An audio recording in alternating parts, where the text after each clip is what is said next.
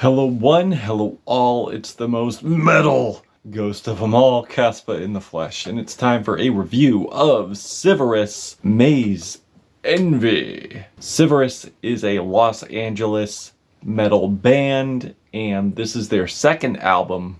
Now, their debut, it was dirty, it was grimy.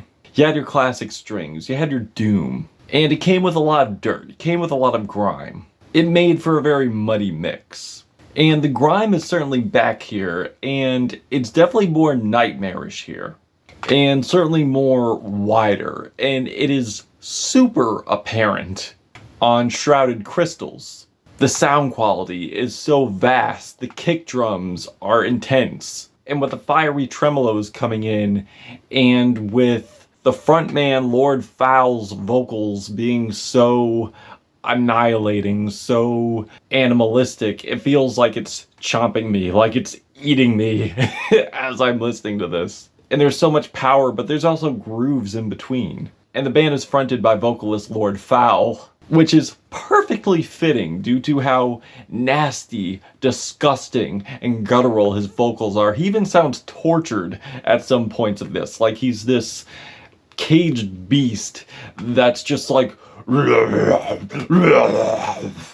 he sounds like a beast rising from hell. And you're also getting these murky synths as well, with these doomy goth riffs that almost sound like typo negative in a way. And as I alluded to earlier, they deliver elements of doom, death, prog metal as well, which I know is a dirty word to some. But it's not masturbatory. There's definitely a lot of chaos. There's definitely a lot of personality. There's definitely a lot here that keeps me hanging on every riff, every drum, every vocal. There's a lot of chaos, blood, and guts that go into these riffs, go into this drumming. Like, they're playing with so much proficiency, but it's still terrifying. It's still blood pumping. And definitely an emotional experience due to how melodic these riffs can be, due to these guitar harmonies and how beautiful they can be in the midst of all this chaos and destruction.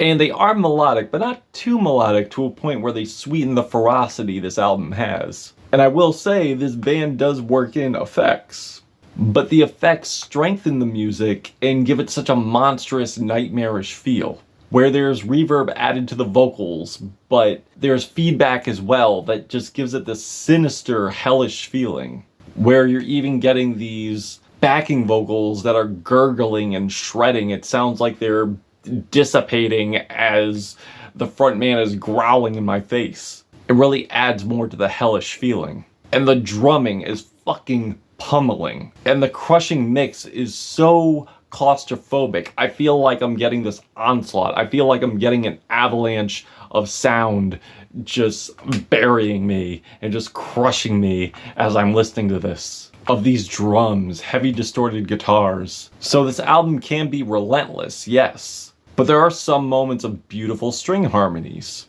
like on the title track. At almost 10 minutes, that really breaks up the mayhem, but still maintains its gloomy aesthetic, and really adds to the devastating journey of this album.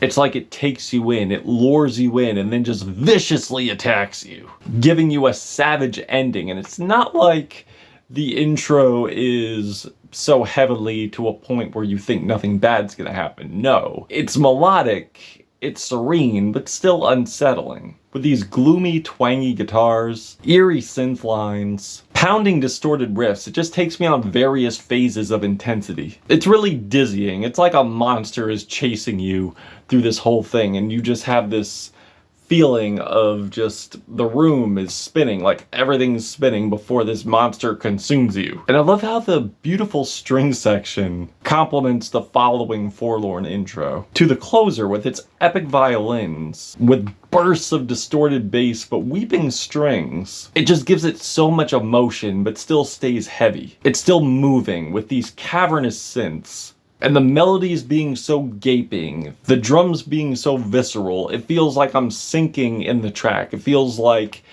everything is just turning into a whirlwind and I'm just sinking in it. Also, another thing too, this album has builds. It has these builds that just build an atmosphere and then just annihilate it right after. or create a scene, an otherworldly scene, like a concert from hell, like on Shrouded Crystals, as I alluded to earlier. It's like as soon as we get the dark heavy intro with searing tremolo guitars, the speed picks up in like a whirlwind fashion that goes into these rapping pounding kicks that just makes my mind automatically go to mosh pit from hell, mosh pit from hell. And each passage fucking hits. It demolishes, actually. With disorienting tremolos at the end. The distortion, along with the chaos and the ambience, it really has a almost industrial feel at times. It's almost Fear Factory-esque. Maybe a little bit of Krallis too. So instead of going for being catchy, they are